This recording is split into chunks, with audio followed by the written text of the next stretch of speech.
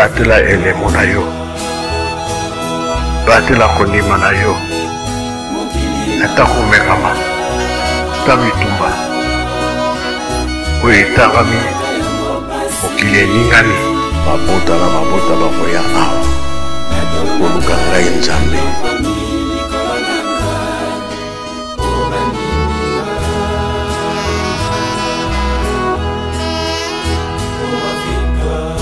Spécial 12 octobre, Africa Kimbangu Télévision en Kamba Nouvelle-Jérusalem, siège international de l'église Kimbanguiste. Un rendez-vous circonstanciel de la mission de Papa Simo Kimbangu. Mercredi 12 octobre 2022, 71e anniversaire de la disparition physique de Papa Simo Kimbangu à sa première venue. Même heure, même date, même jour, la naissance de sa divinité, Papa Simo Kimbangu Kiangani, le paraclet du monde, le Dieu au-delà de toute l'imagination. Voilà, aujourd'hui, à travers le monde entier, les gens se posent toujours de multiples questions de savoir si l'incarnation existe. Partant de cette question, nous pouvons bien confirmer si réellement l'incarnation existe. Voilà, aujourd'hui, je suis avec Papa Bienvenu Ndala, l'un des journalistes de la radio-télévision Kimbanguiste, Ratelki en sigle. C'est avec lui que nous allons décortiquer si réellement l'incarnation existe. Papa Ndala, bonjour. Bonjour. Comment allez-vous?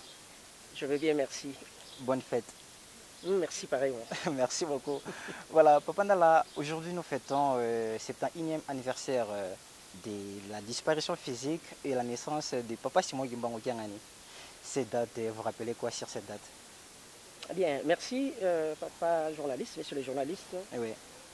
12 octobre d'une certaine année, c'est-à-dire que 1951, nous rappelle d'abord un double événement. Oui.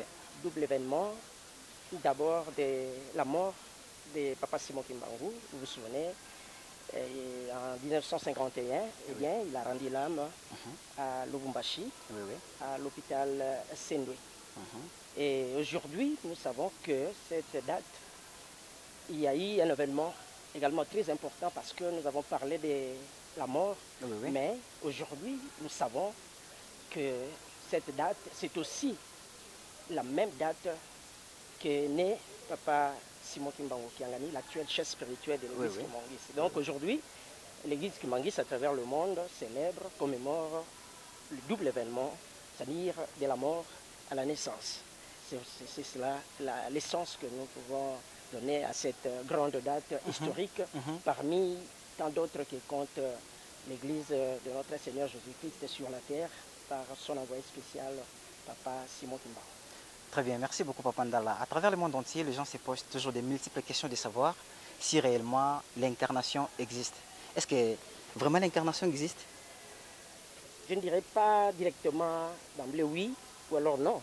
Mais s'il faut aller consulter quelque part, c'est un mot français, n'est-ce pas, quand on dit incarnation, eh bien, si vous parcourez dans la Rousse, par exemple, on vous dit tout simplement que c'est le fait, l'incarnation, c'est le fait d'une divinité, une divinité ou alors un esprit, c'est quitte un corps, n'est-ce pas, pour s'incarner dans un autre corps. Donc l'incarnation existe bel et bien, et puis bibliquement, et c'est ça aussi, le fait que Dieu lui-même s'incarne à une chair ou à un homme, comme cela est sa volonté, car vous le savez, Dieu est souverain, eh bien, il peut s'incarner même à un arbre, à un animal, à un être humain, c'est comme cela. Donc l'incarnation existe, l'incarnation c'est un mot qui existe, et je vous le dirais même à Lingala, que incarnation, tant que vous avez yango, et Nikoloba était oui, et Kozalaka.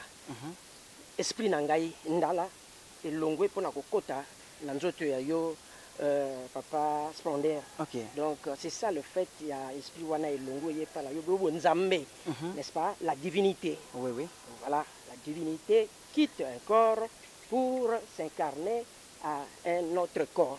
Donc voilà le fait de dire qu'effectivement l'incarnation, par étymologiquement, n'est-ce pas, ça existe. Merci beaucoup, Papa. La dernière question, s'il vous plaît. Aujourd'hui, les Kimbanguistes, oui.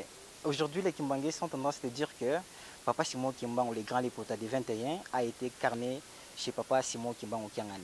Est-ce qu'il est vrai? Mais la réponse là directement, je n'hésiterai pas. Je vous dirais que oui, Papa Simon Kimbangu s'est incarné. Et je dirais même que c'est la réincarnation.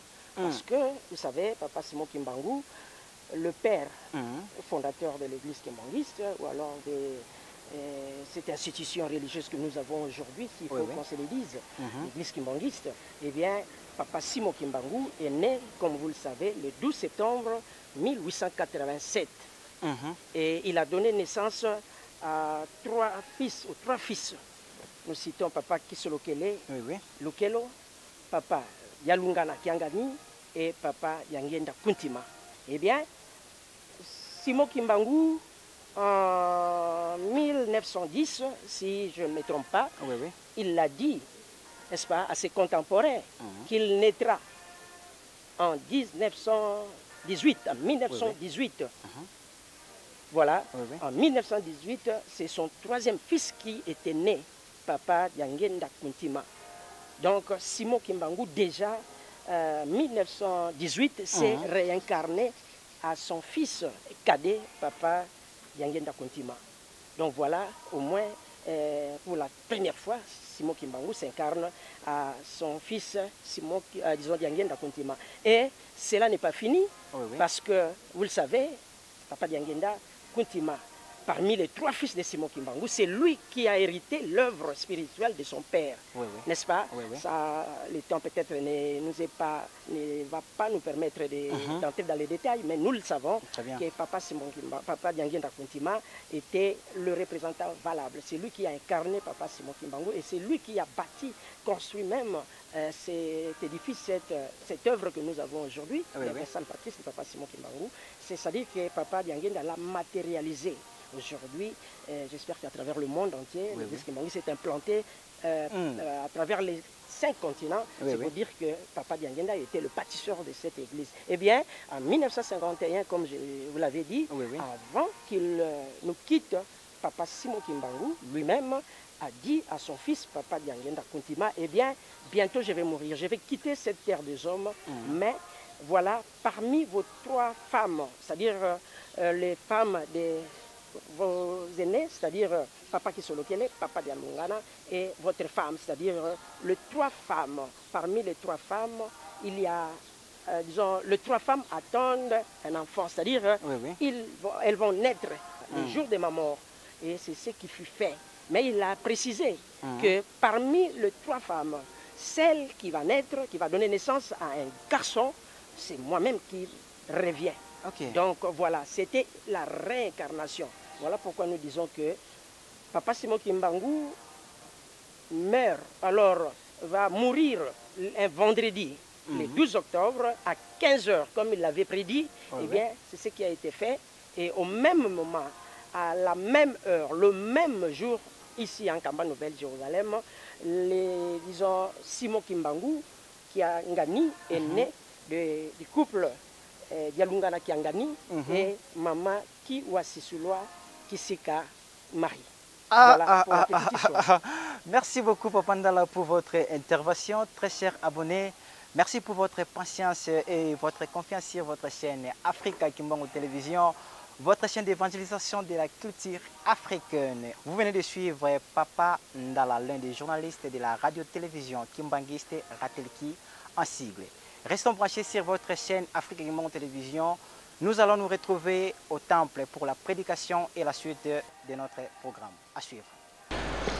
Na komba tata mwana pe tata mulimo santu ndenge tolobi totangi mikanda mine luyembu ya David mukanda mibale ya Moïse 21 à 17 totangi mukanda ya Jean chapitre 12 verset 20 à 24 pe totangi mukanda ya mibale ya Korinto chapitre 13 verset 1 à 2 na mukanda na biso totangi ya liboso mukanda ya luyembo ya David toyebi ete banzembo oyo bandeko na biso bana Israel bazalaki koyemba yango ndenge biso pe toyembaka banzembo na biso soki toyembaka melodi mbele tozali koyemba yango ndenge bango bazalaki koyemba banzembo oyo babandi koyemba yango banda bobimi na bango na mokili Egypte kino na tango ya mosakoli Malaki prophète ya suka na Ancien Testament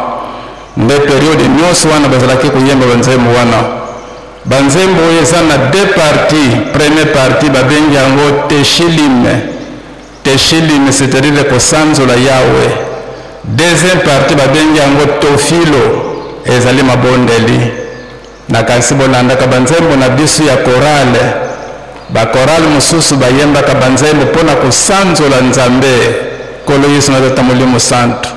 Bakorale mosusu bayembaka nzembo ya profesi bazali koloba makambo ezali koya liboso. Bakorale mosusu bazali koyemba banzembo ya mabondeli. Alors luyembo oyo biso toyembi na kanisa bolandaki makambo nyonso ezali kati na nzembo oyo bato bayembaki banzembo na kanisa toyokaka mpe toyembi bango nyonso oyo ezali 150 mais 100 banzembo ezali na bakombo ya bato 50 banzembo ezali na bakombo ya bato te mutu na mutu ayembaki oyo aye badetail ezali. Alors luyembo oyo biso totangi ezali luyembo pona kolobete Tata Nzambe abosanaka libota na ye te. Awa totangi na verset 19 kuna balobi nini esengo Tata Nzambe aponaki elombe mobali oyo aponama po ete abikisa libota kuna bapointe te David abikisaki libota oyo baisraelite na reine nyonso ya David pendant 40 ans libota moko te bazalaki kosakana mpona kobundisa bana Israel. David azalaki kodefendre. Alors na ntango na biso oyo Tata Nzambe abosanaki biso te aponaki biso elombe oyo aponama po ete abikisa libota. Elombe wana nani nde Papa Simon Kimbangu. Soki oye kotala na mokanda ya Esaïe chapitre 19 na verset 19 te na 20 kuna okomona te ya solo Tata Nzambe abosani biso te. Na Biblia soki omoni place bakomi Egypte ou bien mokili ya Kusi to mokili ya Ethiopie to mokili ya Libwe yebe te ezali Afrique. Po Afrique na tango ya kala bazalaki kobenga yango Egypte, Libwe to Ethiopie ou bien mokili ya Kusi donc nde ezali Afrique. Alors kuna na Esaïe chapitre 19 verset 19 à 20 na 20 balobi nini pona minyoko ya d'Égyptien pe passe na bango kobundisa na bango Tata Nzambe akopona bango mobikise pona kobundila Egypte pona kobundila Afrique. Donc mutu Tata Nzambe aponaki po ete abundila mutu mwindu nde Papa Simon Kimbangu. Na kanisi tolandaka nzembo Papa Simon Kimbangu aza kolobete o Afrique mokili na nga oyo namoni yango pasi bato na ngai banyokwame po balandi nga kasi ntango ekoki po ete naseplisa bango yango mutu mwindo lamuka lingumbe kobikisa mokili mobimba ndeke lingumbe Tata Simon Kimbangu yango balobaki ete Kimbangu ete espoir du monde les 5 continents peut-être espoir ya groupement to ya village to ya territoire to ya province mais du monde entier nzembo toyembaka Tata Simon Kimbangu wa mingini yala monza ya mvimba. Donc nde yo mwana Papa Simon Kimbangu zala nesengo pona kokota na lingomba oyo lingumbo oyo nde espoir du monde entier yango nde kobikisa mokili kopesa kimene kati na mokili mobimba les 5 continents. Exode chapitre 21 à 17 tokanisi toyokaka ntango nyonso mukanda wana ndenge yango ezali papa diangenda kuntima ye mutu nde alakisaki biso Exode 21 à 17 mebeko zome papa aza koloba soki aza koloba likambo ya sika loba likambo ya kala nde yango Exode chapitre 21 à 17 bandeko na biso baisraélite bazalaki na bolumbu na Egypte pendant 430 ans, mais baye kobima ntango bakomi na ngombe ya Sinai. Tata Nzambe apesi bango mibeko mpo Tata Nzambe azali moto ya désordre te, azali moto ya ordre mpo ete batambola na mibeko. Apesi bango mibeko, babundi balingi bakota na mokili elaka. Tata Nzambe yebisi Moïse asala rappel mpo ete moto na moto azala prêt mpona kokota na mokili elaka. Wana bandeko na biso bana Israele, me biso mpe nakanisi mingi toyebi ete kobanda 1979 basirculaire ezali oyo ezali koloba papa dengenda za koloba ete mbula oyo ezali mbula kobatela mibeko na 77.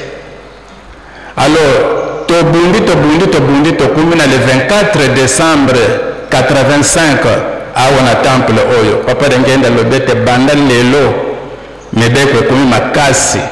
Ole otanga mobeko moko kaka osali bacommentaire 1 banda lelo tanga mibeko nyonso tolingi te moto azwa raison, parce que sika kokwesela moninga bongisa mibeko nde yango kaka nde komema biso na mbuka ya bule. Alors nde papa alobi ete mbula ezali mbula ya mibeko, donc mibeko nyonso kobanda 85 kino lelo oyo tozali kotambola na mibeko. Mobeko ezali eloko ya kosakanela te. Soki otangi na mokanda ya Jean chapitre 5 verset 45 nkolo Yesu alobi boye, na bamenase oyo bino bayuda bozali komenase ngai ntango nakokende epai ya tata ngai te nakofunda bino, me mofundi na bino moko akofunda bino oyo bolikiaka Mose, ye nde akofunda bino epai ya tata.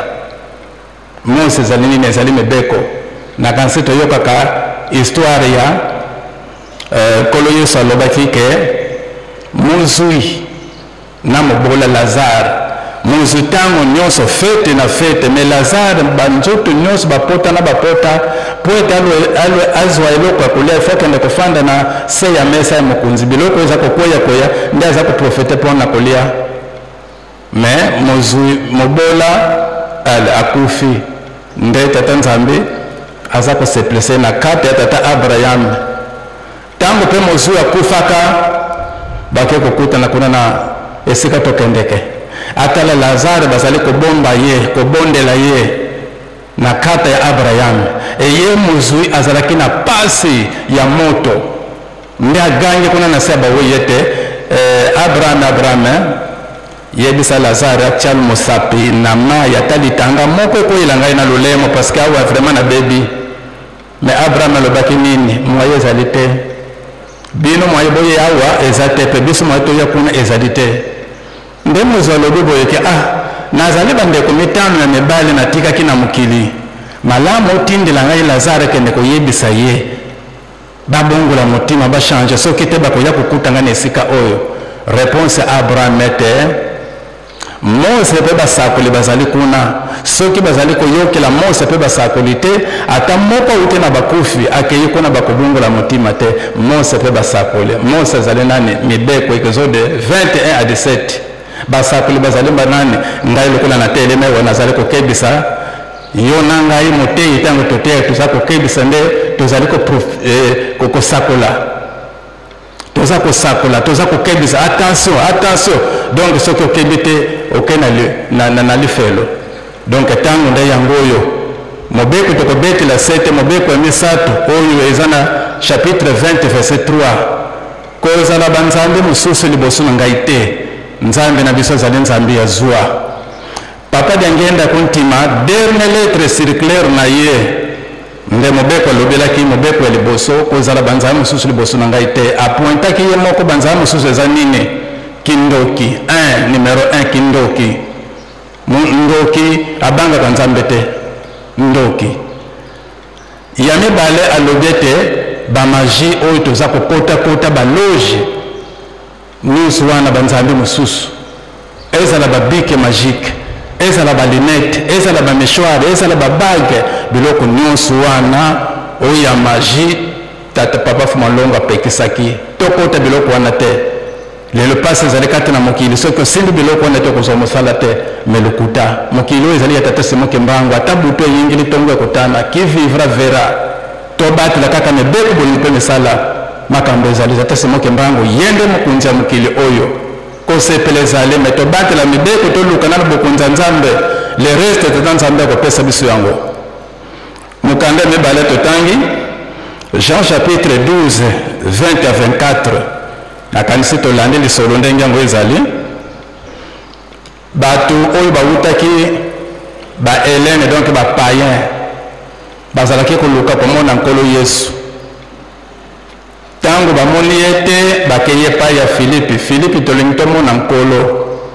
Filipi mpe aluki Andre bayuda ya Helene baza koluka nkolo Yesu. Alors bango mibale bamemami epai ya nkolo Yesu balobi ete nkolo batuli kuna vraiment batundi bazali koluka yo bamona yo.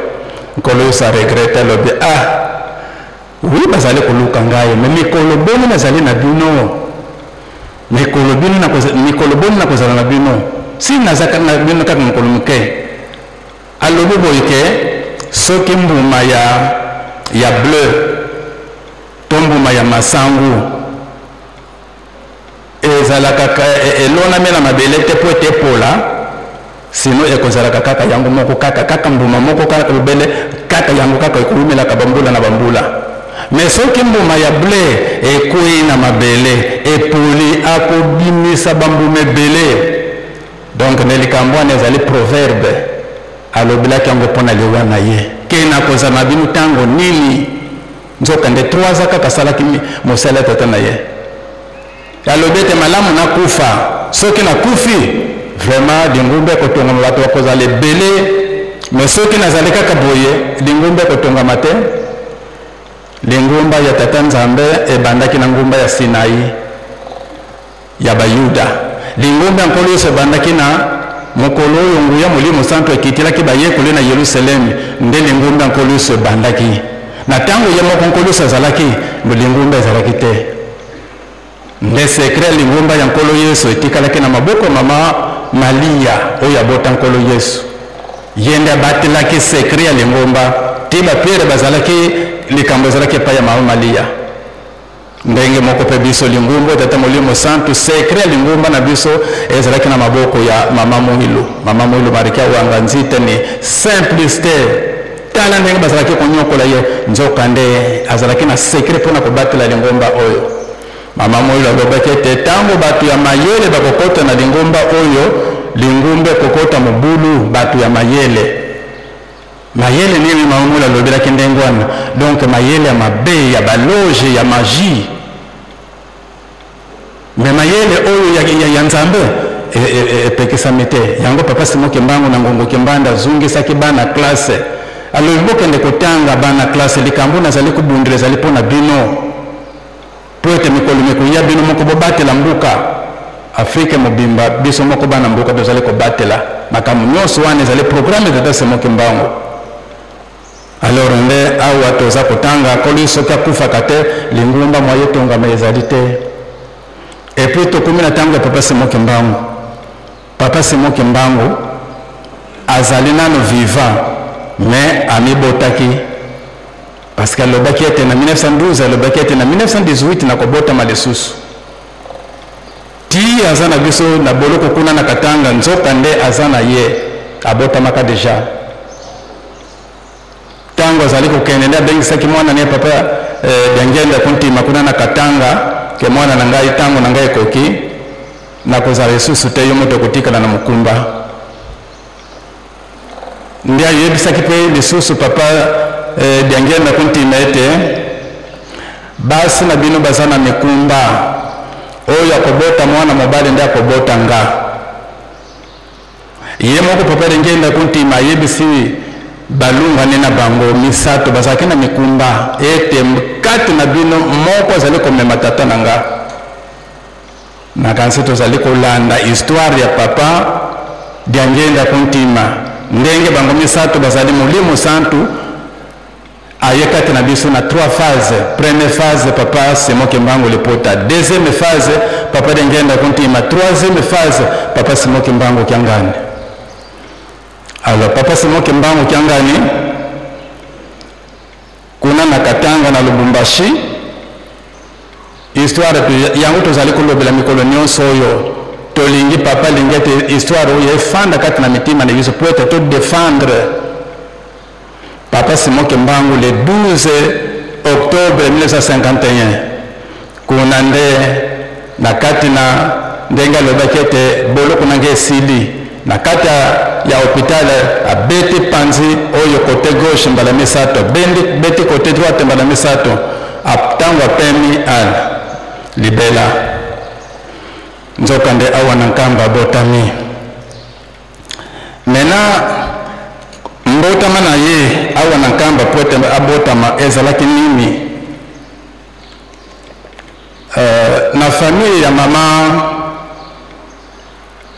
mama Louezi, famille na bango koko na bango tata Ndom Paulo Nsingi Mandima abalaka mama Mwilwa Nkondi.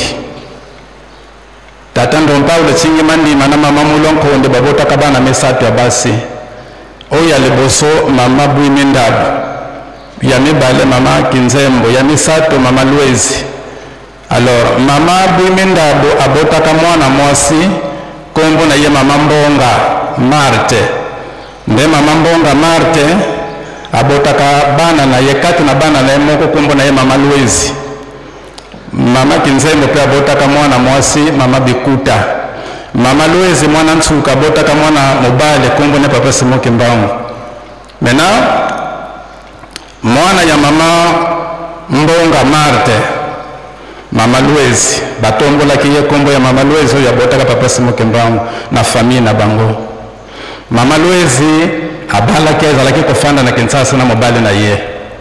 Mena asenga kinga mobali na yete na lingina kende na mbuka na kende kotala mama mobali na pesa kenzila alungo na Kinshasa ayaki na Lukengo esika mama Mbonga ndako nezalaki place oyo basali restaurant monene na bandeko na biso ya Congo Brazzaville.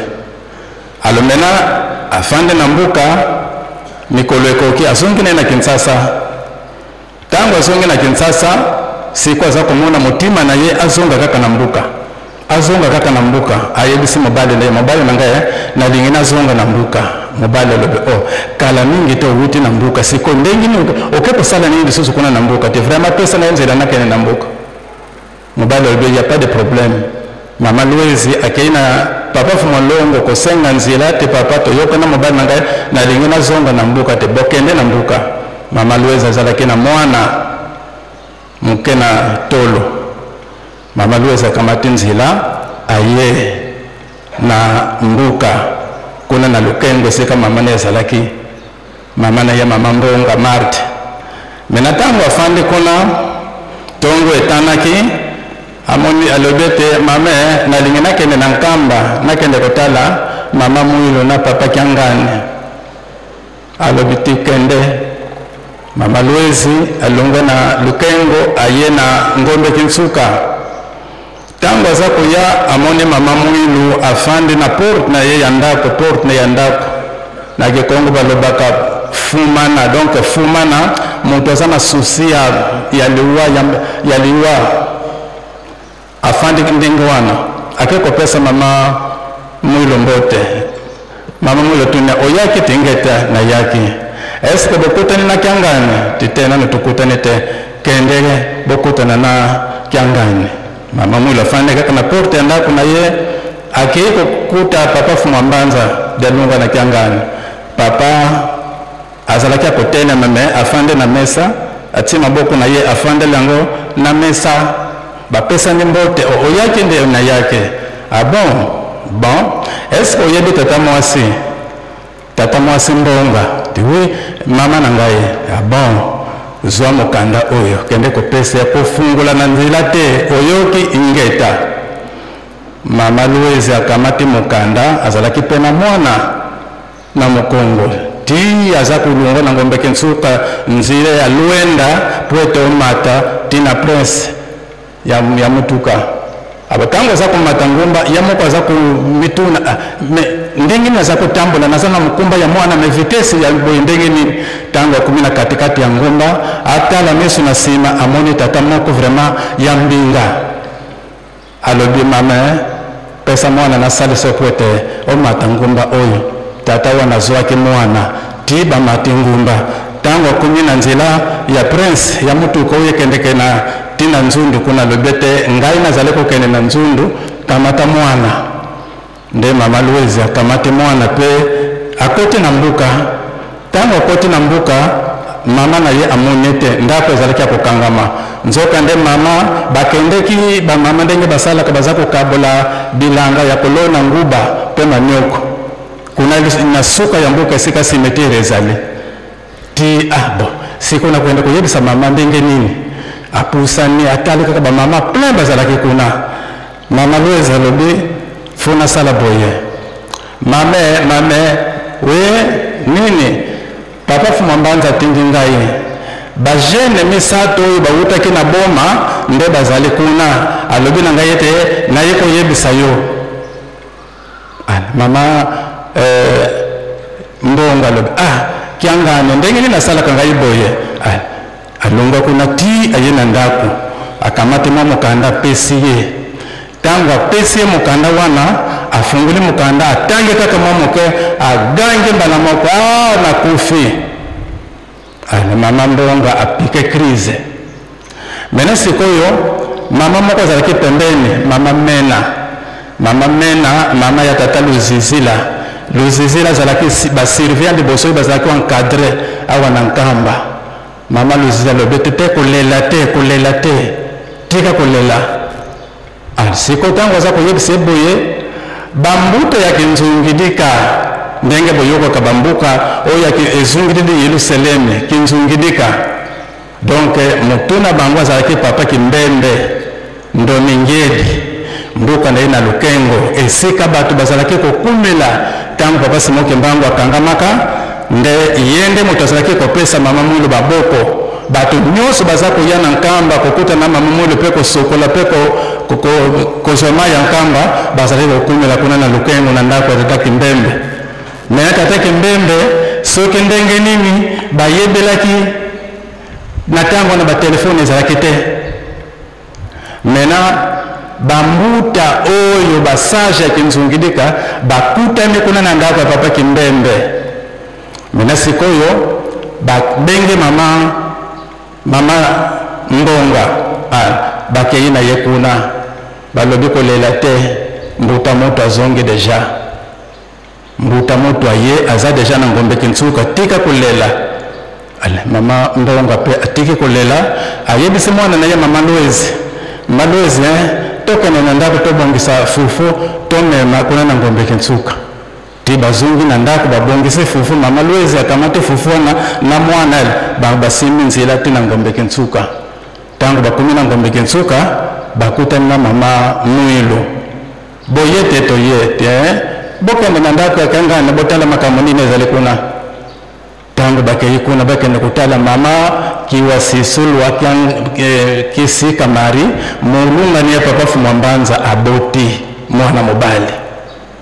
nde mama Fumambanza zali kuyebisa dangote botala nano mwana na boti vraiment mwana ulukula motu ya kala na regard na yo na makamune nyos donc azali nzunzu kaka ndengwana alobete engwa ko ni papa botelanga babota ndikaka ndengwana donc na banda tango wana papa Simoke Mbangu azongi na nkamba le 12 octobre 1951 mena tango tokomi na le 13 octobre un jour kaka mwana zwane maladi c'est des malades nzoto nyoso evimba ni baza koyeba te mpasi ya mwana ezesika nini papa Fumambanza monika kete foto kende na hôpital nde abengisaki beau frère na ye tata Mingedi nde bakamataki nzela baza kokende na ngombe matadi na hôpital bakendelaki nzela oyo ya raccourci ya pleine avion mena nzokanda parti ya ntango wana leta mpe amoni ete il faut tosala recensement na bana nyonso oyo ya babotami faut torecense bango sikoyo leta baza koyela na nzela kuna na mutuka nzela camion. Maintenant papa dia lunga na kiangane na mama ki wasisulwa na beau-frère na ye papa mingeli bakote na nzela oyo. Tangu babimi na nzela ya presse kuna pote bakende kukuma kuna na hôpital mobeko ezalaki makasi mwana moko ya kiangane ko kubima te surtout papa Fumambanza akoko kene na hôpital te soki amonani trouble kubima. Maintenant tangu bakome pembeni na mama ye moko ya Manyanga papa Fumambanza lobite beau-frère ngana tika lawa bino bokende kuna hôpital. Tangu bakome na hôpital kuna munganga batali mwana d'infirmier balobete avant de traiter mwana faut pesa ye baptisme mwana un jour il faut avoir baptisme tata ningede epesa ke passe mingi nako kundima te parce que mwana eza yanga ite ala sala ke demi tour c'est ka beau-frère na ye atikalaki beau-frère de papa Fumambanza tala ba condition kuna avant ba simba mwana il faut ba pesa baptisme papa Fumambanza tale na certaine école lobite bon problème ezalite bakende ka ba pesa baptisme siko batuna ke kombo nini tokopesa mwana papa Fumambanza babekete kiula dikorodo ezalini amakolia te ti papa Simoki Mbangu ne bapesa baptisme mena sekoyo lere ya pesa traitement ezalaki te balobika kete fini kayota kanelamba ba fini ke la matongo etanaki malade silaki nzoka ndago bazali ko sala contrôle recensement bana nyoso babotami tangu basese ko sala na contrôle demi tour na bango bazonge kaka nzelo bayelaki papa Fumambanza pe ala bayiko kuta ye beau-frère na yena mama Fumambanza na isika bomba maka bakamata nzela ndi biko kota na nkama donc bato bazali ko luka mwana bakeyi kuna bazako ya tala ndenge tatanza ndasala kama kamuna ye. Donc papa Simoki Mbangu kiangani ye wana molimo musantu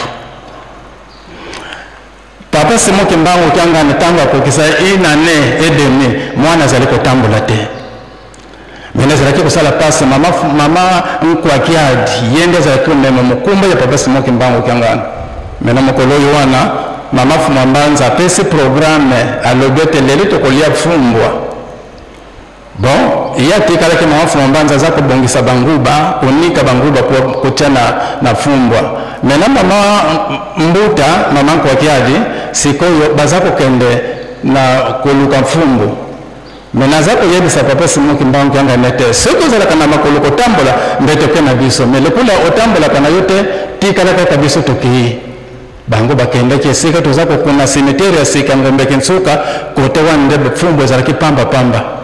Mwana tangu batikali na mama papa Simoki Mbangu kianga na tikali na mama na kati na ndako ndenge mama zako bongisa kunika banguba mama mwana kaka mwana telemi mama Fumambanza za comprendre te est-ce que oyo vision de nini mwana telemi siko mwana zako tuna mama Fumambanza nakende mama Fumambanza lobiti weekende elimwana pe yawana zako kenda bini ele yawana zako kende mama Fumambanza esika tekaleka akozako za mutima te bini atelimi na porte ya cuisine azako tale esika mwana zaliko kende nzoka nzila mwana zaliko kende nzila oyo mama kwa kiadi bakendera kupona kuluka mfumbwa tangu bango basisi kuluka mfumbwa kuna balekele sika batandaka manyoko ali bakamata kindamba manyoko tangu bazako ya batana musika mwana telemi mwana bazako posana mwana telemi batale lunga mwana weza limwana biso babwaki miso kuna liboso batale mama Fumambanza yepe asalikaka na porte ya cuisine otala kesika mwana ke donc nde sengo zalaki makasi mama kwa kiaja ke kuyamba mwana sengo zalaki makasi mingi na makama papa Simoki Mbangu kangana donc abhistoire na yeza le bele soki to kote kuna vraiment to kusisa musika papa Simoki Mbangu kangana. Donc nena mukanda oto tangia mibale 2 Corinthiens chapitre 13 verset 1 à 2 kuna Paulo azali koloba oyo mbala nanga ya misato nazali ko yakati na bino pamba te bikambo avayo katama na tribunal batemo ifuba sala mibale to misato soki balobi likambo ya moko ale likambo katani alobi de soswete tango na yaki na kebisaka lelo na mbala mibale oyo nazali kokebisa bino botika masumu nakebisaki oyo bazalaki kosala masumu mpe lelo nazali kokebisa botika kosala masumu mpo ete na ntango nakoya lisusu nakowumisa te ntango nakoya lisusu nakowumisa te koya lisusu wana na mbala nini oyo mbala ngana ya misato naza koya kati na bino mbala liboso papa liputa ayaki mpona kaka likambo oyo moto mingi azwa kimia mbala mibale toria papa diangenda akebisi kaka totika masumu mpo ete ntango mbala liboso tata Simoki Mbangu ayaki liputa bato oyo bazalaki na basi mibale bazalaki na bakisi apamelaki bango batikaki bakisi oyo bazalaki na basi mibale batiki mosusu ala atikali kaka na mwasi moko papa diangenda kontimi mpe atamboli mpona koteya totika mabe mena mbala ya misato alobi ete ntango nakoya mbala ya misato nakowumisa te desiso kaka funa kata likambo mbala ya misato siko turi ya nani turi ya papa Simoki Mbangu kiangani biso ntango tokendeki na mbanza nsanda na 2003 tokumaki na mbanza nsanda mingi bozali awo tozalaki na mbanza nsanda mokolo ya suka po ete tobongisa makambo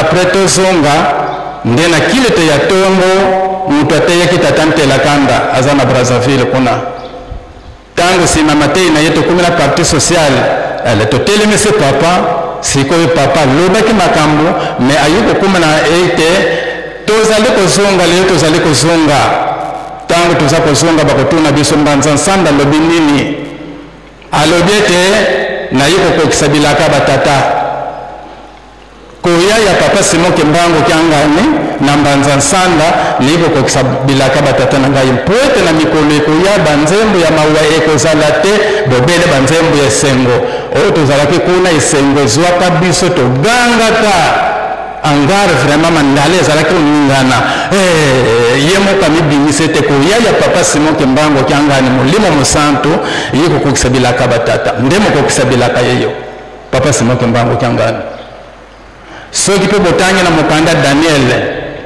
Daniel chapitre 7 na verset 22 Daniel chapitre 7 verset 22 kuna baza koloba nini kino mbuta mutu ya mubange ayaki nde ekateli ya sembo epesamaka elobamaka ntango mbuta mutu ya mubange amonelaki alongesaki bato ekolo na ye bato ekolo na ye na mikolo elandaki bazwaki bokonzi mbuta mutu ya mubange na kikongo balobi ete na te ye wa nkulu wayiza ye nzengolo ya songa ya veo kwa banlongo bankwaka yengele ye mutango ya lwaka yivuki mfumu kwa banlongo mbuta mutu ya mubange mutu ya kalakala tango amonani bana nzambe bakumi na espoir pona kozwa kokota na nkembo banda tata nzambe asala mokili bana nzambe ata mokolo moko nano basepeli te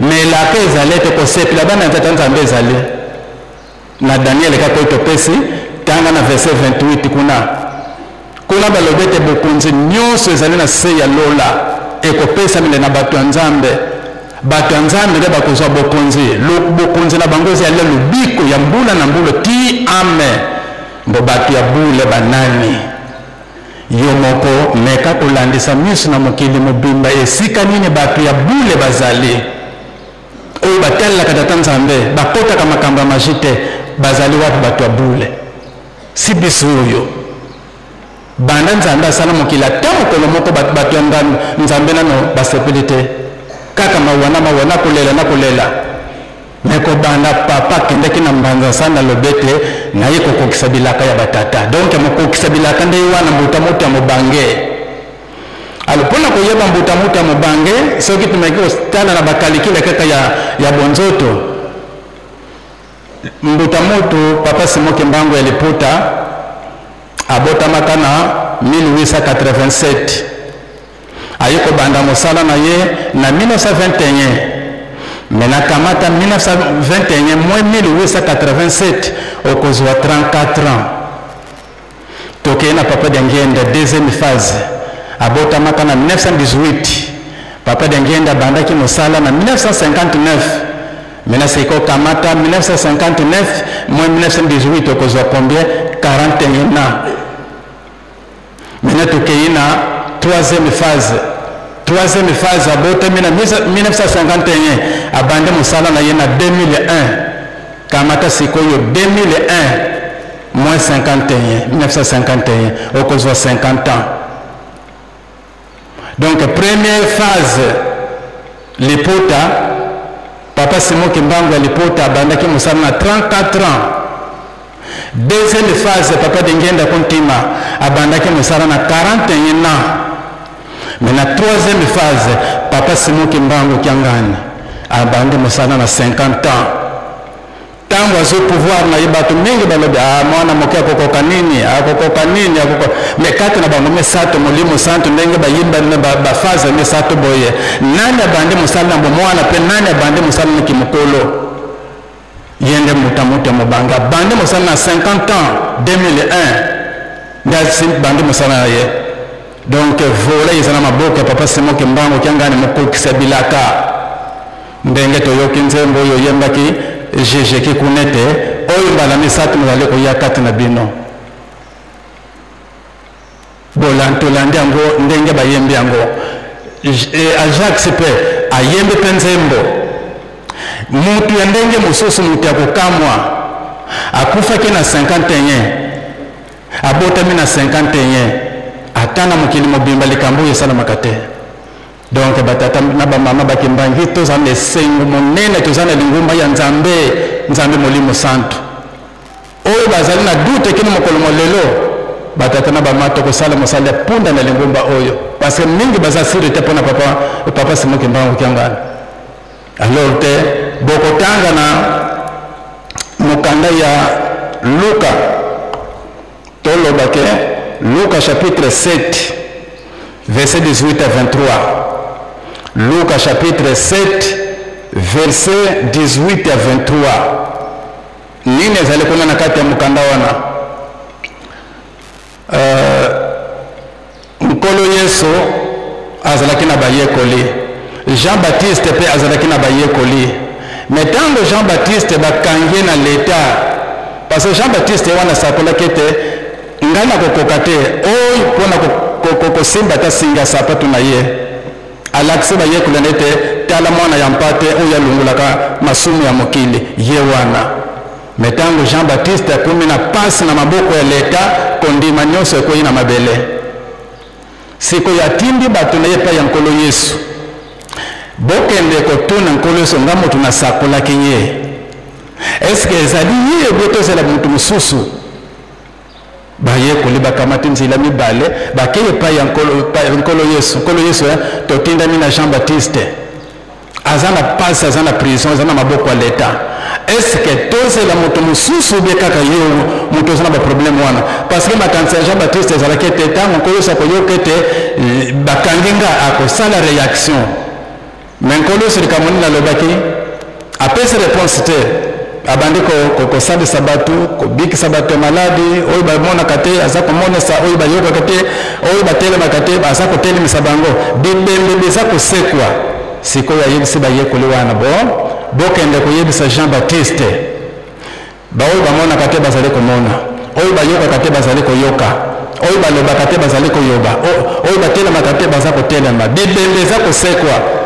Réponse encore ce qu'on a suka le bete esengu na mutu ya beti ngai mabakute batata na ba mama to yebite soki to bete kama bako pona Papa Simon Kimbangu Kiangani esoki to zala kasiri teke yebe yete Ajax se pesa biso mo se parce que mokolo molelo zala mokolo biso nzembo yo to yenda kina libanda soki bozali prêt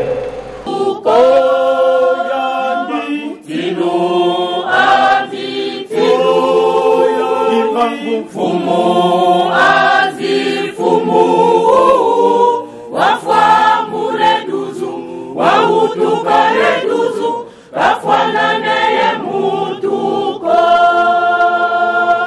yandi wafula mafwa malumbu tatu kafanane mutuko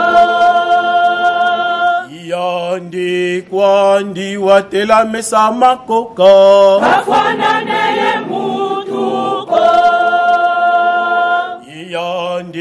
kwandi wavuvesa mababa kafananeye mutuko iyandi kwandi inzambi ya zinzambi kafananeye mutuko iyandi kwandi isedya mfumu Yesu kafananeye mutuko yani filu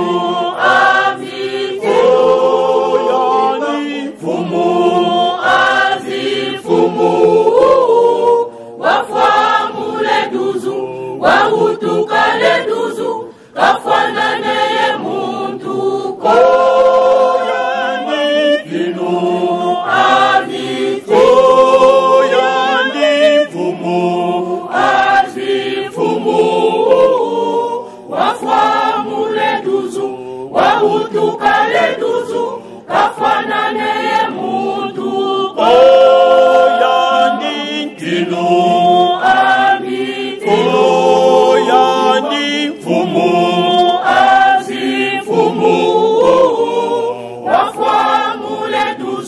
wahutukale duzu kafananeye mutuko iyandi kwandi intinu amintinu kafananeye mutuko iyandi wakala iyandi mpeukala kafananeye mutuko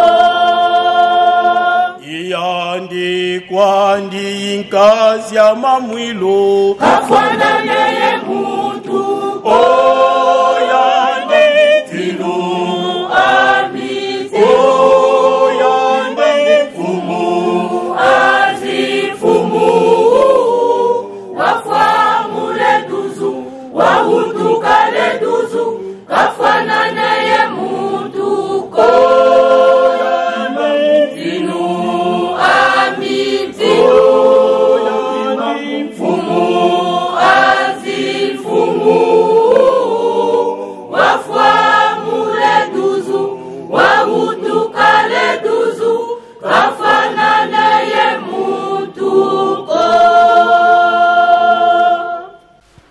na kansito za kolanda kobota liwa na yepe kobota ma akokana kata moto moko ya mokilo yote so to landa ki bandi ya papa Fumalongo ndenge za kolobake tango basali autopsie ba pasuli poitrine ya tata batali na kata eloko moko salaki kuna te ebongo biloko wana kendeki wapi donc akufa kina le 12 bota makana le 12 kokana kata na moto moko te.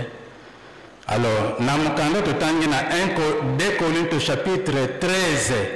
Oyo mbala nanga ya misatu nazaliko yakati na bino. Sikoyo bambala wana ndeto senge Jésus rapidement boyebisa biso. Fete monene oyo papa lobiete bino nyonso bokene na nkamba. Ndenge tozaliko loba boye, tozaliko saka na te, mais tozako yebisa likambo.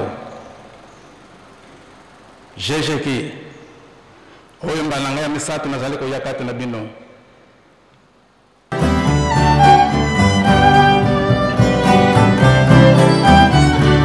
Mono Simoni Kimbangu Uyaiza ya bakampungu Simoni Kimbangu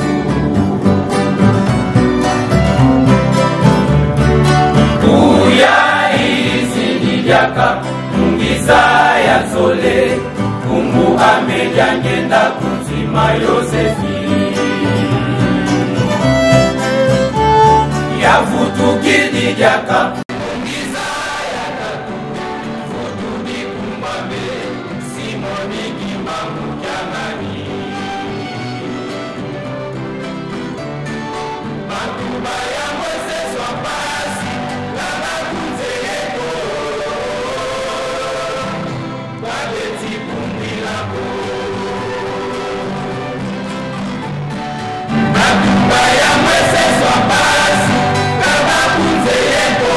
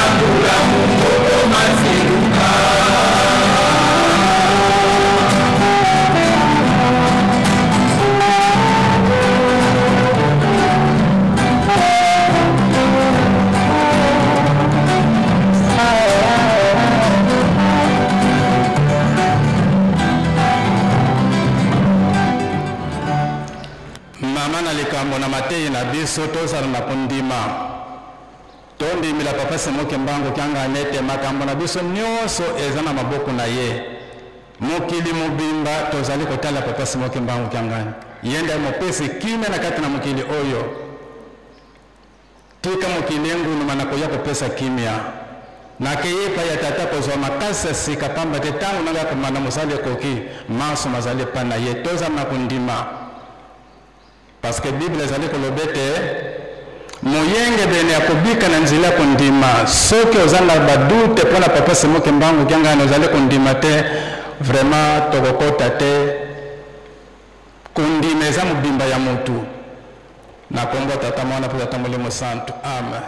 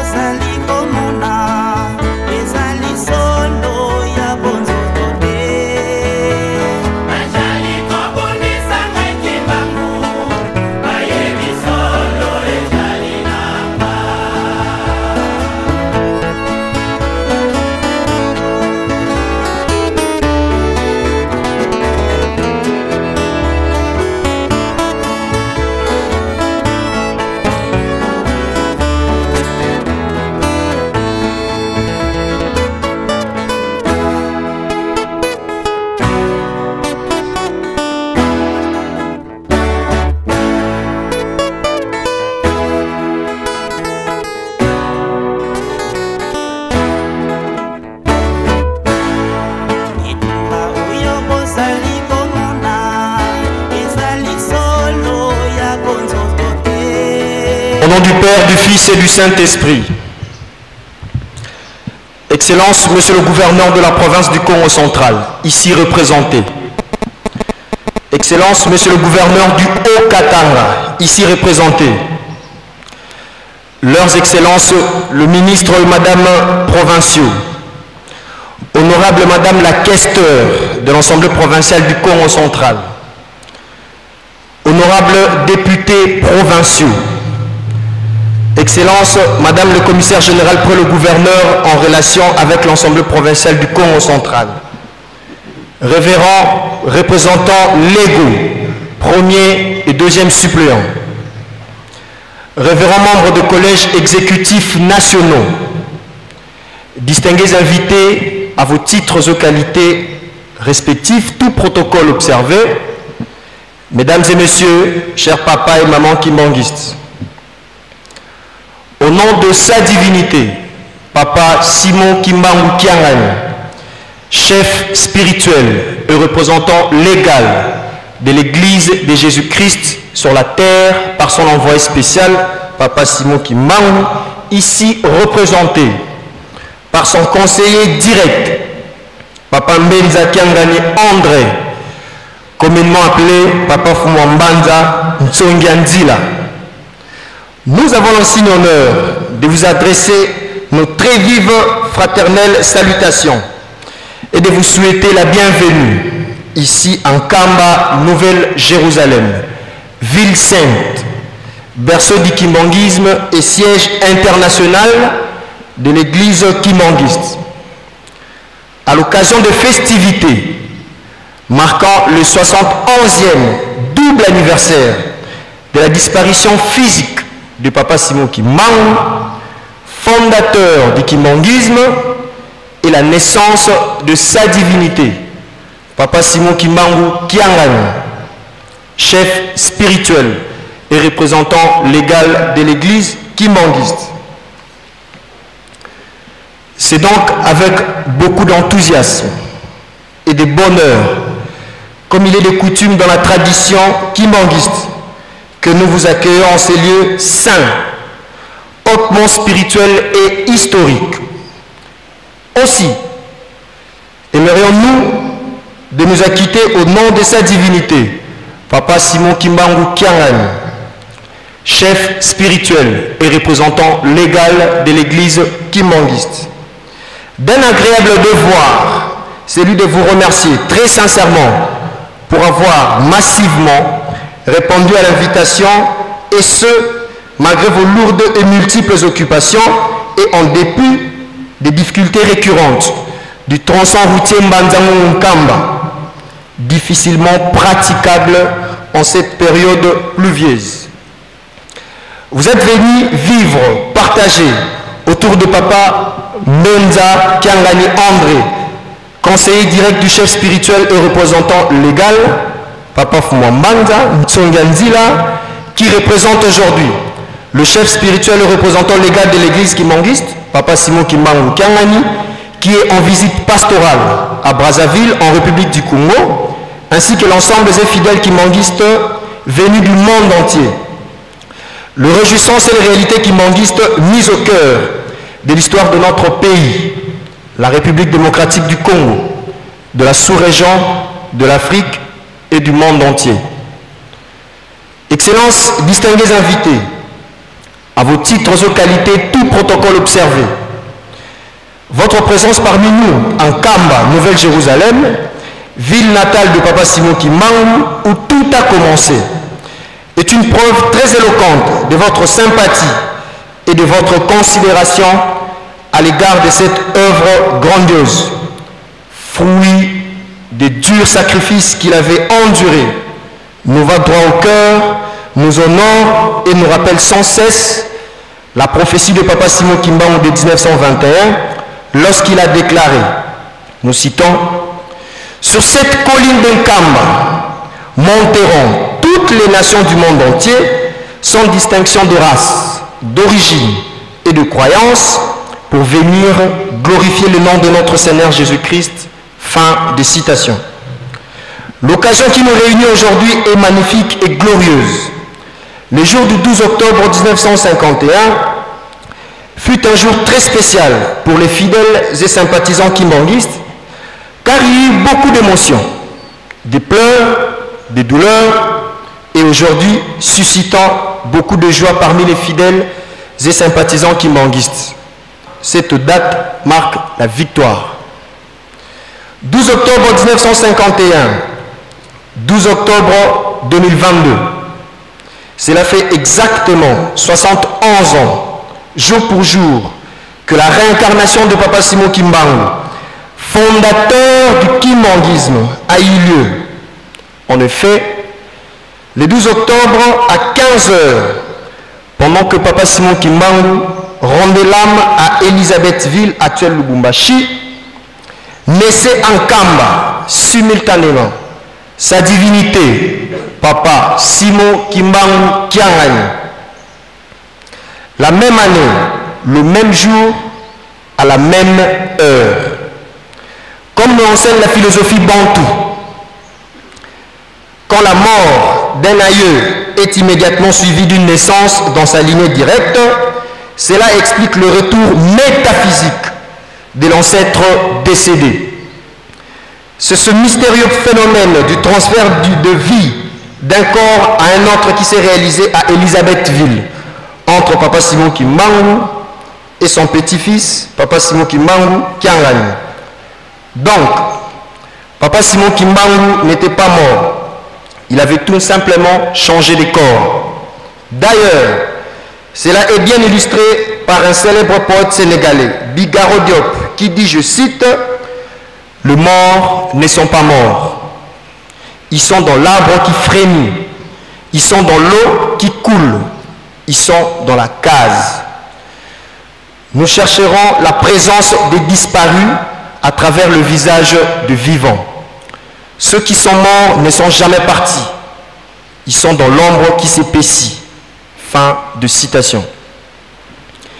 Et a pris à sa naissance le nom de son grand-père, Papa Simon Kimbangu, il le conserva jusqu'à la politique du recours à l'authenticité, prônée en 1971, pendant la Deuxième République, la République d'Isaïe de l'époque, à l'issue de laquelle s'ajouta le nom de Kiangani. C'est ainsi qu'il porte depuis lors le nom de Papa Simon Kimbangu Kiangani. Cela fait exactement 71 ans que Dieu le Père, Dieu le Fils et Dieu le Saint-Esprit nous étalent la grandeur et le merveille de leur existence comme celle de cette réincarnation où la même personne morte à Elisabethville revenue le même jour et au même moment ici en Kamba.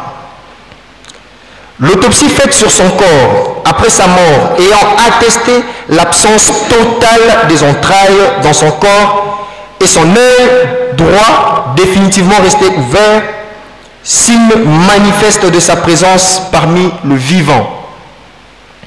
Ce phénomène métaphysique qui se produisit à Elisabethville dans le Haut-Katanga entre Papa Simon Kimbangu et son petit-fils explique l'omniprésence, l'omniscience et l'omnipotence de Dieu, l'Éternel qui est partout, qui connaît tout et détient tout le pouvoir pour la continuité de son plan divin.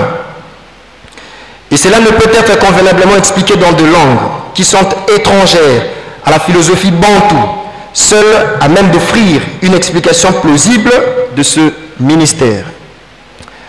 71 ans après ces doubles événements spirituels, à la lumière de ce qui vient d'être développé, l'histoire nous ressort forcément le facette caché de Papa Simon Kimbangu qui font de lui l'être le plus multidimensionnel de l'humanité et que l'humanité n'ait jamais connu. Excellence, Monsieur le gouverneur de la province du Congo central ici représenté, Excellence, Monsieur le gouverneur de la province du Haut-Katanga ici représenté, Excellence, Monsieur le ministre provinciaux, honorables députés provinciaux, honorable Madame la questeur de l'Assemblée provinciale du Congo central, leurs Excellences ministres provinciaux, Excellences, Madame le commissaire général auprès le gouverneur en relation avec l'Assemblée provinciale du Congo central, révérends représentants légaux, premier et deuxième suppléants, révérends membres des collèges exécutifs nationaux, distingués invités à vos titres aux qualités, tout protocole observé. Mesdames et messieurs, chers papas et mamans kimbanguistes, avant de clore cette allocution, nous ne pouvons omettre de vous rassurer qu'ici en Kamba, Nouvelle-Jérusalem, vous êtes chez vous et nous vous souhaitons d'y passer un agréable séjour. Étant entendu que nous sommes tous enfants d'un même père, d'une même mère, et que Kamba est la terre de notre ancêtre commun, je cite Papa Simon Kimbangu. Enfin, c'est avec une très grande déférence que nous tenons à remercier et que nous ne cesserons de remercier Son Excellence Félix Antoine Tshisekedi Tshilombo, président de la République démocratique du Congo, chef de l'État, garant de la nation et président en exercice de la SADC. Nous tenons aussi à remercier Son Excellence Denis Sassou Nguesso, président de la République du Congo et chef de l'État, et aussi à Son Excellence João Manuel Gonçalves Lourenço, président de la République d'Angola et chef de l'État, pour l'attention toute particulière et les facilités qu'il ne cesse d'accorder à l'œuvre salvatrice de Papa Simon Kimbangu, et pour la paix sans laquelle nous ne serions pas ici pour célébrer ces jours historiques. Que vive l'Afrique, que vive Son Excellence Félix Antoine Tshisekedi Tshilombo, président de la République démocratique du Congo, chef de l'État, garant de la nation et président en exercice de la SADC. Que vive Son Excellence Denis Sassou Nguesso, président de la République du Congo et chef de l'État. Que vive Son Excellence João Manuel Gonçalves Lourenço, président de la République d'Angola et chef de l'État. Que vive Papa Simon Kimbangu. Que vive l'Église kimbanguiste. Que vive sa divinité Papa Simon Kimbangu Kiangani, chef spirituel et représentant légal de l'Église de Jésus-Christ sur la terre par son envoyé spécial Papa Simon Kimbangu. Que vive la ville sainte de Kamba, Nouvelle-Jérusalem. Papa Oye, Papa Oye, Papa Oye, nous vous remercions.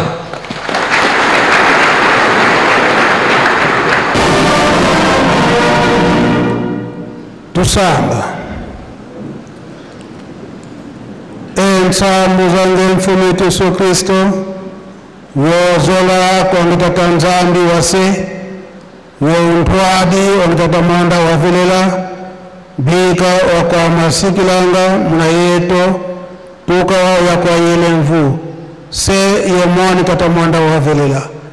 Amen.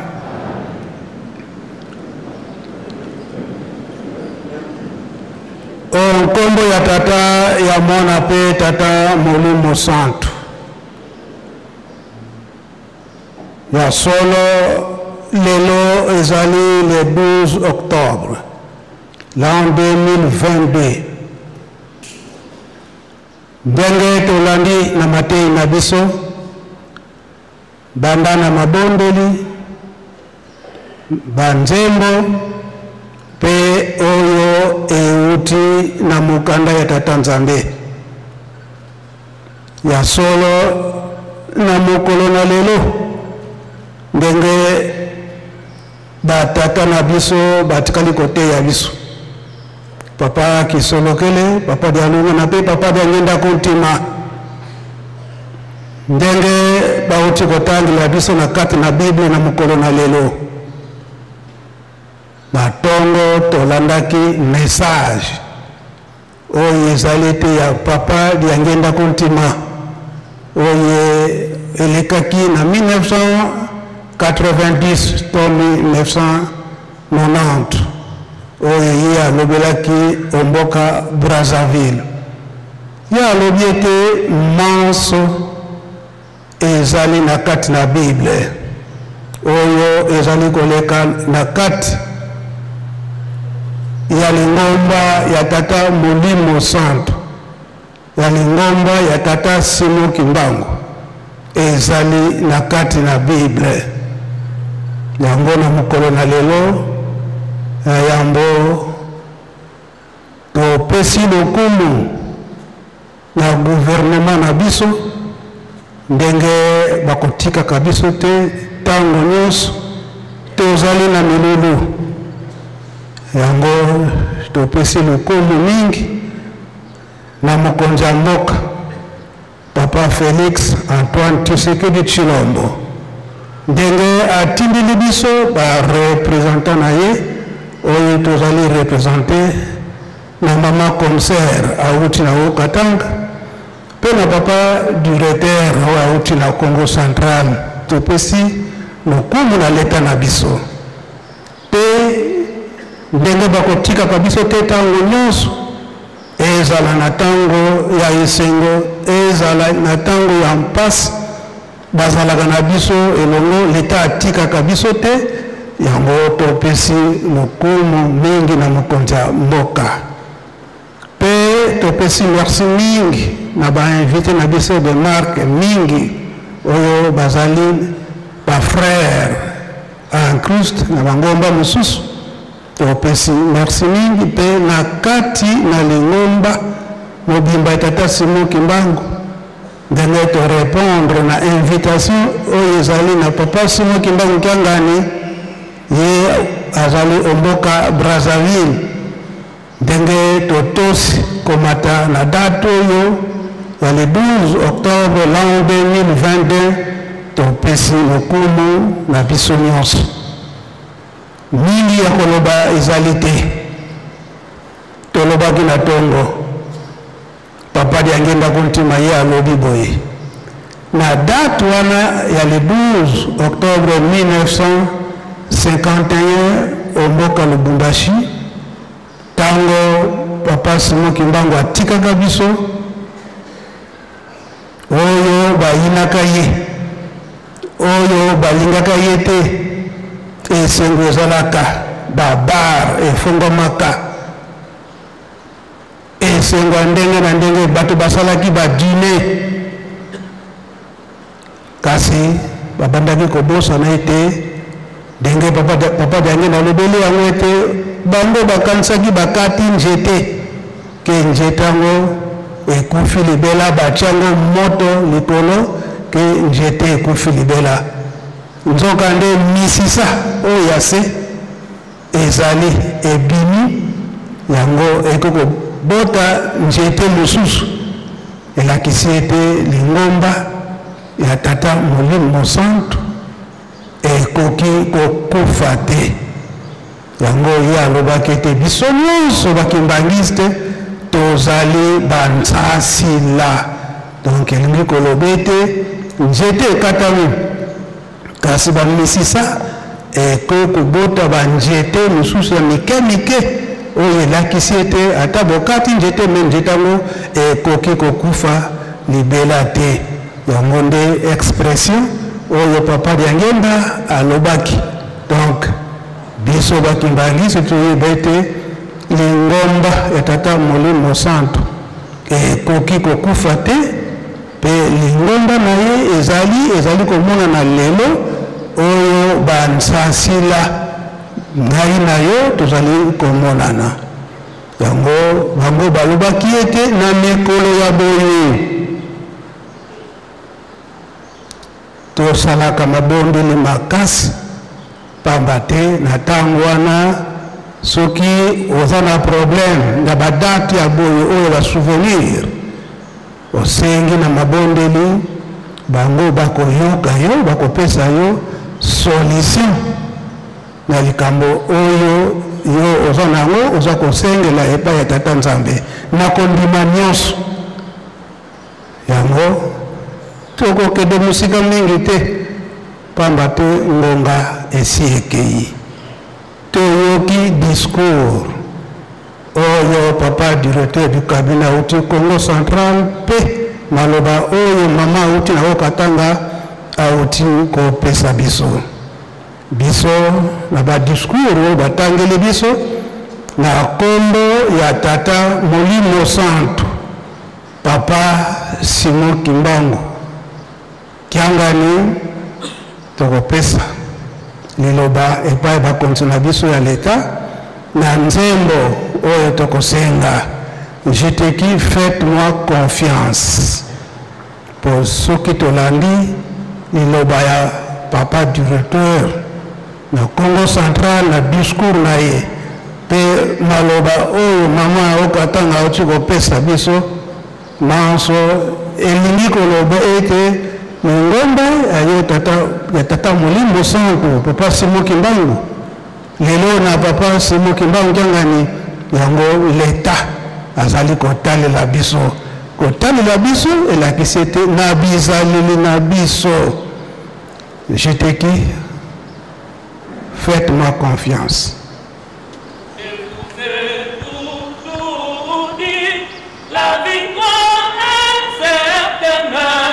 Oh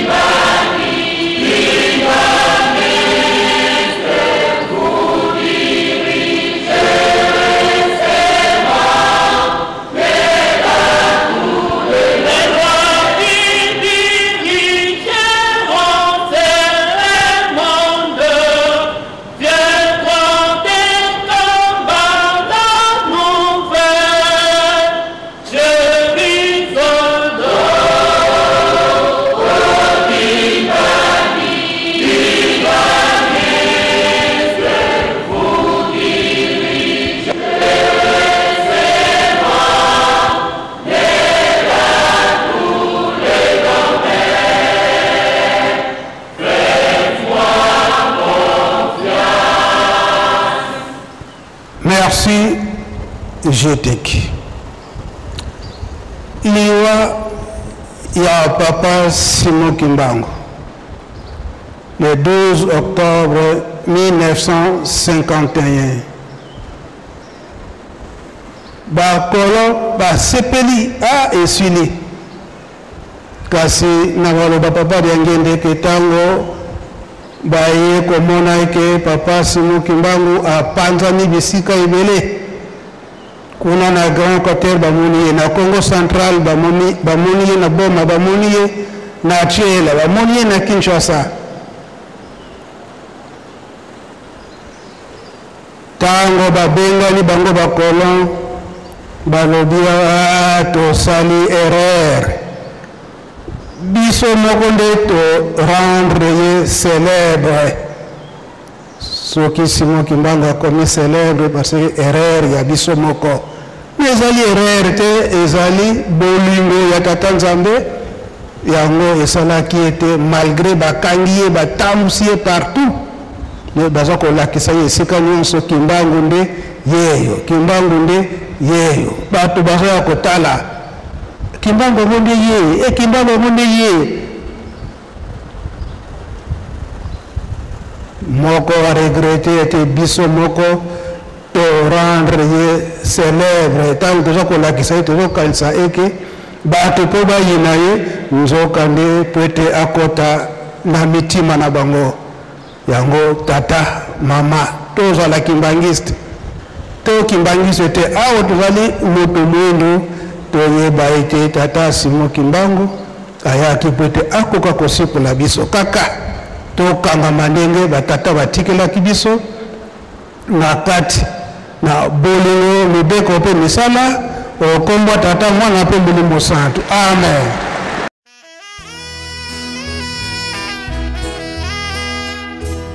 Batela elemo na yo, batela kondima na yo, ata kumekama tabitumba oyo etagami mokili eningani mabota na mabota bakoya awa koluka ngai Nzambe